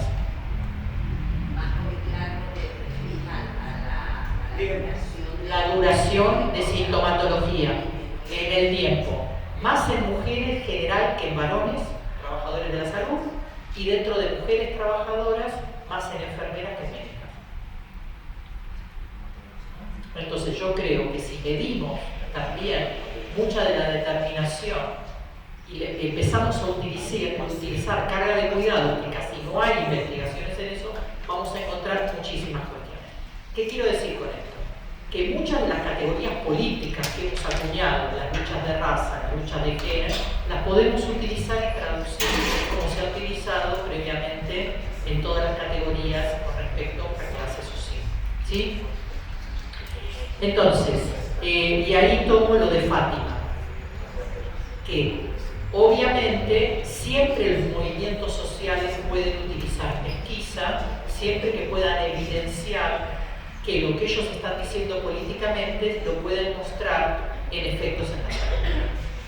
Y sí, es así. O sea, la epidemiología de la desigualdad y en realidad todo lo que es investigación en salud tomando la desigualdad desde los movimientos sociales puede servir para cobrar, digamos, como se dice aquí, ¿cierto? Y para demandar, eso es una herramienta, bueno, ustedes lo hacen desde la red de trabajo históricamente de diferentes maneras. Y voy a diferenciar esto que me preguntaste de racizado y racializado. Hay dos corrientes en lo colonial. Una es la corriente decolonial, que es la latinoamericana, y otra es la corriente postcolonial, que es la europea. El concepto de la diferencia entre racizado y racializado de la corriente europea, yo lo utilizo de un autor con el cual es amigo, que trabajo bastante, que es un marroquí que vive en Francia, que se llama Tamia Ayouch, que trabaja esta categoría en un texto que se ha traducido al portugués, que se llama La raza en el diván, porque trabaja los aspectos subjetivos. Y yo he tenido el gusto de revisar la traducción al español. Entonces, lo que él plantea es que la racialización es toda la producción de condiciones de vida que tienen que ver con que todos tenemos raza, todos tenemos género, todos tenemos clase social, pero no afecta lo mismo ser blanco que ser negro, ser pobre que ser rico, ser mujer que ser varón, ser cis que ser trans, ser hetero que ser diverso. Entonces, para lo que es raza, se diferencia la racialización, que somos todos, y la racicización, que es la discriminación, y las personas que son discriminadas por razones de raza. Que ahí les pasan cosas diferentes, les dicen cosas diferentes, en el campo de la subjetividad aprenden cosas diferentes. La familia de niños negros y niñas negras les enseñan cosas que a los niños blancos no les enseñan. Tienen que aprender cosas que, por ejemplo, el tema del pelo, la política del pelo, cómo utilizarlo para ser vistos seriamente, y mil más, ¿no? Cómo mostrarse las chicas menos sexualizadas por la ideología de la alta sexualización de las mujeres negras, y puedo seguir, ¿sí? Entonces, el concepto es para diferenciar esta cuestión que es muy importante de pensar que todos tenemos género, todos tenemos clase, para no hacer una epistemología especial de las personas especiales, sino para todas las personas, porque ahí después voy a entrar en otro tema, ver si qué tenemos en común, pero también qué hay de diferente por la desigualdad, ¿sí? Y ahí avanzo un poquito más, que no lo traje aquí, que es otro enfoque, que es bien interesante, que es el enfoque relacional interseccional. Porque si partimos de que todas las personas tenemos un coeficiente, digamos, o una articulación de dadores de hegemonía y de desigualdad en nuestras vidas, ¿cómo esto se juega en el vínculo en la atención o en la implementación de políticas sociales? ¿Qué pasa? Voy a dar un ejemplo. Cuando una chica psicóloga, médica de 32 años que no tiene hijos, que es bisexual y no binaria, va a trabajar con prevención del embarazo en poblaciones de baja renta, donde a los 14 años se tienen hijos, y esta va a tener hijos o no va a tener nunca, ¿cuál es el encuentro que hay ahí? Entre formas de vida totalmente diferentes, entre concepciones de la vida totalmente diferentes. ¿Qué mirada tienen las chicas que se embarazan pronto de estas que no se embarazan nunca? O que tienen los hijos de otra manera, o que las que son abuelas a la misma edad de estas que no. Por decir una, puedo decir 20.000 más. ¿Se entiende? Y ahí también hay un enfoque desde la interseccionalidad muy interesante. Que no solo es discriminación, a veces en búsqueda de estas, porque es la que me va a permitir abortar o es la que me va a permitir cuidar, que quizás en mi grupo eso no va a ser posible. ¿Sí? Y puedo seguir. Bueno, muchas gracias.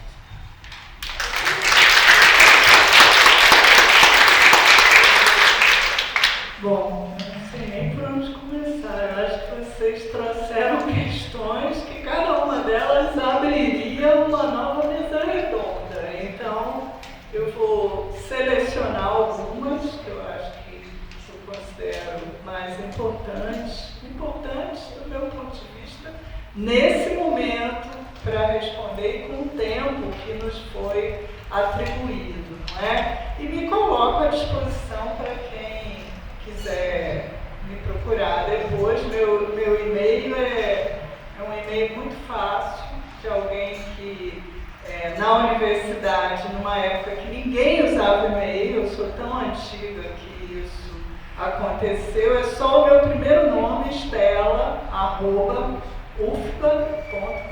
Então, se eu não conseguir responder o que vocês colocaram, eu estou à disposição para a gente retomar.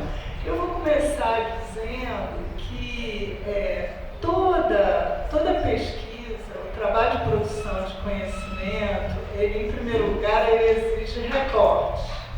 A gente não consegue dar conta da totalidade de questões que estão envolvidas, e esses recortes eles estão implicados por nossa visão de mundo, por aquilo que a gente considera mais relevante, pelo ambiente institucional que a gente compartilha.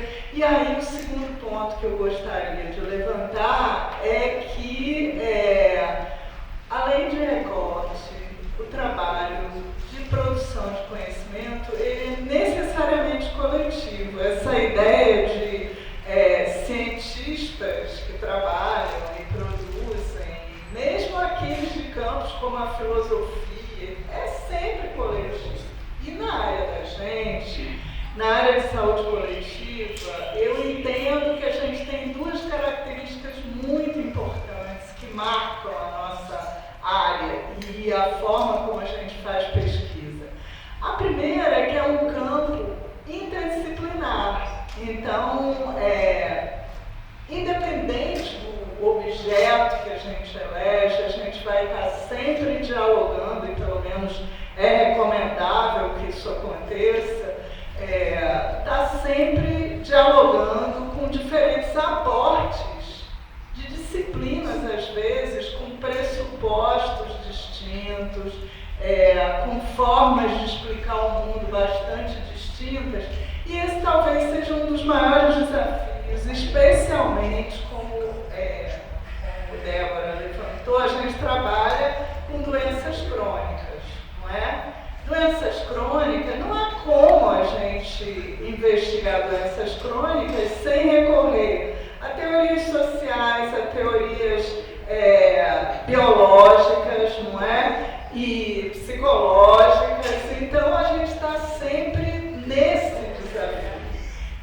O fato da gente trabalhar com fronteiras do conhecimento, isso vai nos desafiando muito, porque quando a gente começou a trabalhar com gênero, não tinha praticamente nada, era muito difícil a gente ter acesso à bibliografia, não é? Porque não tinha internet, não era uma coisa simples. E, por exemplo, a minha tese de doutorado foi sobre hipertensão arterial e dupla jornada de trabalho, não é? Meu orientador, que era na UMAR, não tinha nada a ver com o gênero, mas era um orientador que me permitia seguir, procurar, não é? E isso foi muito importante para que eu conseguisse construir uma tese diante de tantas dificuldades. Quando eu estava terminando a minha tese, eu tive acesso a um artigo, depois de encomendar, levar 3 meses vindo pelo correio para o trabalho chegar, eu tive acesso a um artigo interessantíssimo de uma pesquisadora da neuroendocrinologia,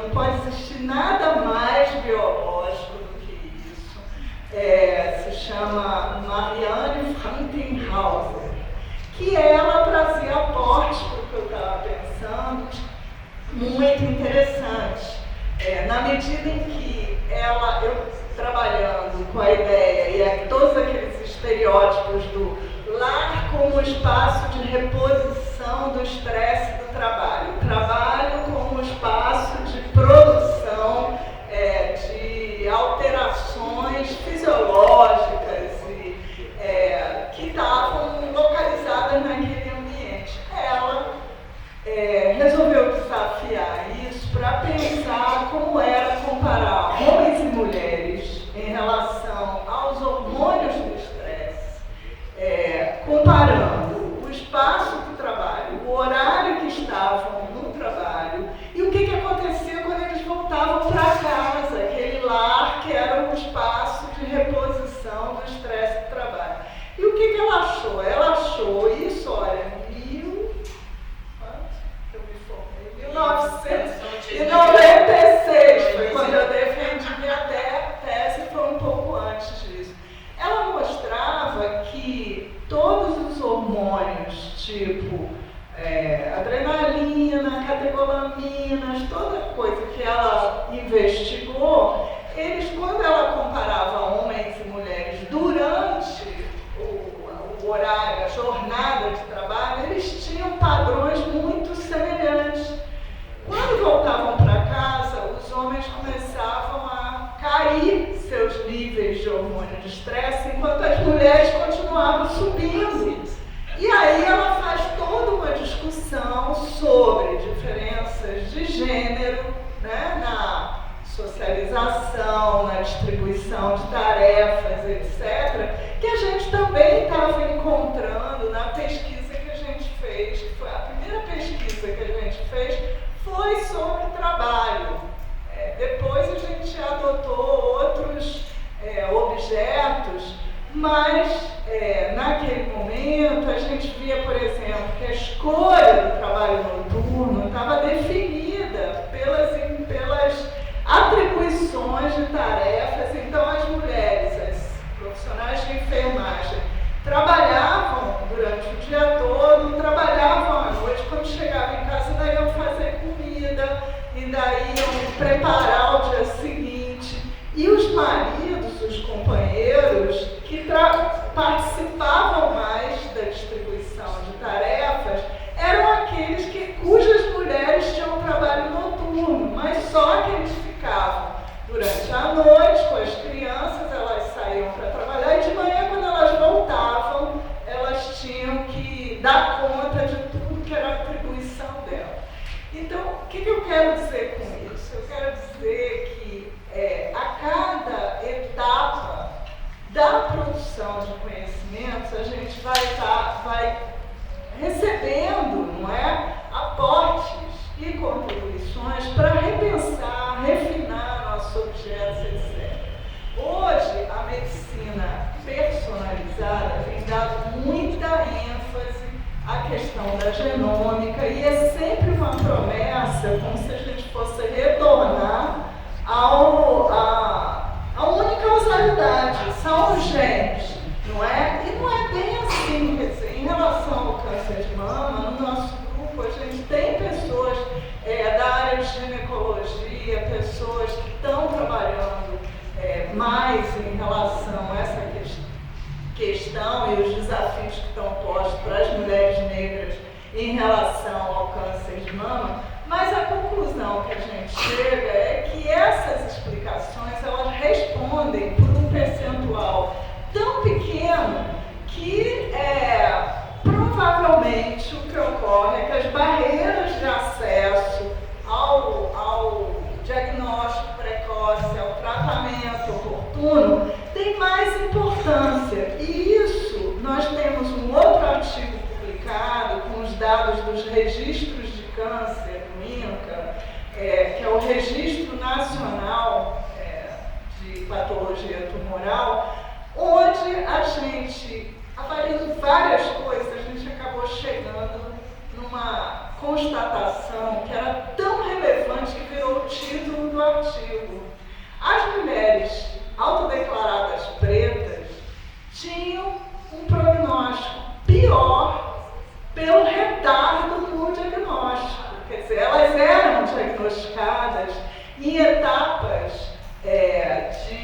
evolução da doença muito mais tardias, e isso obviamente compromete o prognóstico, a sobrevivência e, em última instância, a mortalidade. Então, assim, hoje a gente está dentro do SIDAX, que é uma maravilha. Eu sugiro a vocês que procurem. Eu sou super fã, eu não sou do SIDAX, eu comecei a colaborar com o SIDAX, mas é um grupo grande de pessoas extremamente competentes e que tem grupo trabalhando com nutrição, por exemplo, em segurança alimentar, tem grupo agora recente trabalhando com clima, mensurando para avaliar o impacto disso sobre a saúde. Cada um desses grupos está em estágios distintos de desenvolvimento, a depender do que o conhecimento permite. Então, por exemplo, nutrição, eu acho que tem muito mais chão, produção que respalda o que elas estão fazendo, toda essa discussão de ultraprocessados, isso confere uma qualidade ao trabalho e uma possibilidade adiante que quem está começando a trabalhar com clima e saúde ainda está construindo os indicadores e tudo mais. Então, ficar velho tem lá suas dificuldades, mas tem uma coisa que eu reputo assim, muito interessante, que é a gente reconhecer que aquilo que a gente está fazendo tem um lugar no meio disso tudo, sabe? E a gente se associar com grupos que são grupos que se desafiam, que têm um compromisso com a justiça social, né? Que tem uma participação política em termos de traduzir esse conhecimento no campo das políticas públicas, isso é inestimável, não é? E tranquiliza também o coração, no sentido da gente fazer aquilo que a gente se dispõe a fazer, mas sem achar que vai dar conta de tudo em termos de método, em termos de fundamentação, de articulação, de conhecimento, porque isso, numa vida, não dá tempo, sabe? Não dá tempo. Tem coisas que eu espero que sigam, não é? E tanto em termos da produção de conhecimento, quanto em termos de influir nas políticas. Isso é um caminho. Alguém perguntou aqui, parece que a gente está sempre remando contra a maré. É verdade, ainda mais que a gente tem momentos, a conjuntura, não é? Há 4 anos atrás era uma, hoje é outra. O primeiro governo Lula, o segundo governo Lula, quando eu estava no Conselho Nacional de Direitos da Mulher, eram condições políticas muito distintas da que a gente está vivendo hoje. Na época, parecia que a gente ia conseguir tudo, era muito animador. E como na década de 80, quando eu era jovem, né, Cláudia? A gente se conheceu na década de 80, saindo da ditadura e lutando pela democratização do país, né? Parecia que estava tudo por fazer, né? Eram 25 anos de ditadura, era um caminho difícil, mas ao mesmo tempo de muita esperança, né? Aí a gente vai vendo que às vezes vai, às vezes nem tanto assim. E a gente continua lutando, eu acho que continua lutando. Eu tenho defendido isso basicamente por uma solidariedade intergeracional. Eu não estou lutando para ver os resultados, talvez, na minha curta existência, do que o tempo me reserva ainda. Mas eu tenho interesse em continuar lutando pelas próximas gerações. E não são só minhas filhas, meus netos, não, são as próximas gerações e por um mundo melhor.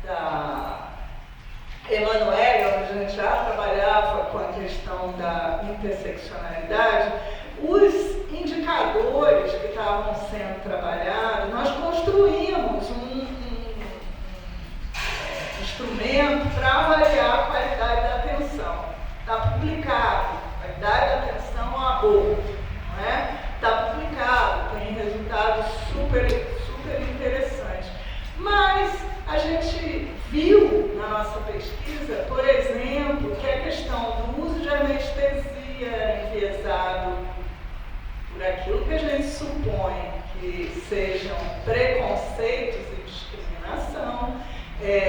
A outra coisa, o tempo de espera para fazer uma curetagem também variava. Então, isso acaba tendo impacto no que vai acontecer com as pessoas, em termos de sofrimento e em termos de resultados em saúde, né? E por último, eu queria falar sobre, a Cláudia tinha levantado também a questão da horizontalidade. Eu não sei se é exatamente horizontalidade, sabe, Cláudia? Eu acho que dependendo do problema, alguém deu o exemplo dos jovens negros sendo assassinados na periferia. Claro que nesse contexto, a discussão de gênero e raça e classe e moradia, isso está posto. No ambiente do trabalho, no ELSA, a gente conseguiu trabalhar com a categoria de discriminação percebida. Nem todo mundo percebe que está sendo discriminado, ou muitas vezes as pessoas relatam, mas não explicam como uma discriminação racial. É por causa da minha roupa, é porque eu sou pobre, é porque eu moro na periferia. Então, é uma categoria difícil, mas ela é muito interessante da gente trabalhar. E eu acho que quando a gente está falando de interseccionalidade, classe, raça, gênero, a gente não está falando de sexo, nem de raça no sentido de marcadores fenotípicos. A gente está falando de um fenômeno que envolve racismo, que envolve sexismo. Então, a escolha dos indicadores, das variáveis que a gente vai trabalhar, deve estar definida por isso, e não por essa ideia de conjugar gênero. Pode ser reduzida a identidade de gênero, que eu acho que é uma coisa que tem aparecido muito. Quer dizer, quando a gente fala de gênero, a gente está falando da dupla jornada, a gente está falando da discriminação no trabalho, no tempo que dispõe para o lazer, no tempo que dispõe para cuidar de si. Então, são indicadores que a gente vai desenvolvendo e utilizando nas nossas pesquisas com esse grande arcabouço, né, analítico. E analítico não é só metodologia, é análise de categorias explicativas de fenômenos. Então, eu acho que isso é importante ser ressaltado. E para finalizar, a história da formação. A formação dava uma mesa bacana, porque a gente tem procurado, nós temos uma disciplina desde 2010, que é a disciplina mais elogiada na universidade inteira, que chama-se Gênero, Raça, Etnia, Sexualidade e Saúde. Vem gente de todos os cursos fazer essa disciplina com a gente, já tem 15 anos. E agora, ano passado, a gente conseguiu transformar a disciplina de uma disciplina optativa em obrigatória no curso de saúde coletiva. Isso são lutas diárias, eu diria, entendeu? E de longo prazo, de médio e longo prazo, que a gente vai tentando modificar isso. E o Ministério da Saúde fez um programa que é muito interessante, que é no nosso grupo a gente batizou de GeraSUS, que é Gênero, Raça, Etnia e Violência no Trabalho em Saúde. E nesse curso, que acabou de acabar, acabou essa semana o curso, é um curso voltado para trabalhadores e trabalhadoras de saúde, onde a gente discute gênero, a gente discute raça, a gente discute violência, não é? E problematiza essas coisas, instiga as pessoas a pensarem no seu cotidiano de trabalho. Eu acho que é a forma como a gente vem trabalhando, tá? Então, falei muito,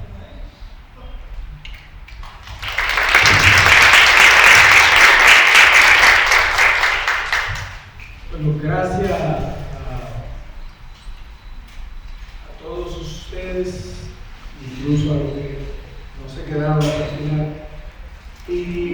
como cuestión concluyente de todo lo que tiene que ver con esta mañana de trabajo, está planteada la necesidad de una mirada desde el punto de vista filosófico, que tiene que ver con la sociedad que tenemos, la que queremos, y cómo ir construyendo esas herramientas que son indispensables para repensar lo que hacemos, cómo lo hacemos, desde lo que son las diferentes disciplinas en las que trabajamos.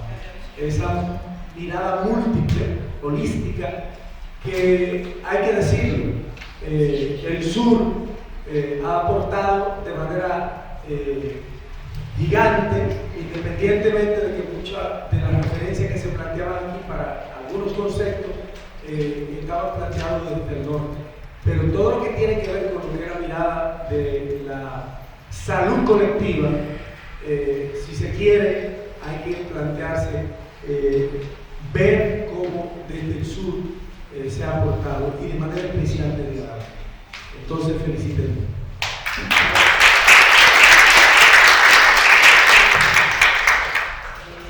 Quiero pasar un aviso, estamos por la reunión de la red de género, quienes quieran participar es en la sala 7003E, séptimo piso, Instituto de Medicina Social. Ahora es a las 12 de